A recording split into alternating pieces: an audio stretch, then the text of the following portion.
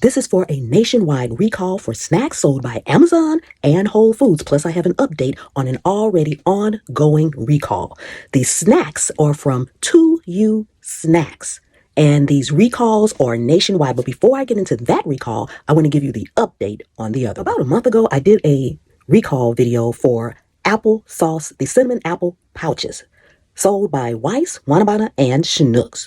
Now they have found another element in these exact same pouches. This is ongoing. These pouches have been sold nationwide everywhere, including the dollar store. So the element that they have now found in these pouches is chromium. Now, chromium is a naturally occurring metal, but in certain circumstances and in certain forms, it can have very, very serious health effects. Just so that you all are remembering these cinnamon applesauce pouches that were recalled, here is what they look like. It was 3 different forms of these pouches, and they were sold nationwide. So if you have these pouches still, or if you're buying these pouches still, please be aware and make sure your family, friends, daycare, everyone knows that these pouches now have another element. It's chromium. And I will leave that name down in the comments as well. Now, let's go on to these snacks.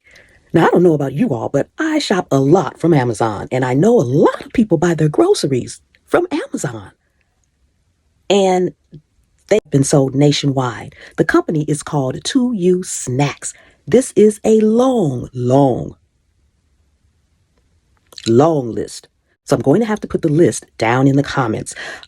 These snacks are sold in 1.4 ounce bars in 14 count boxes.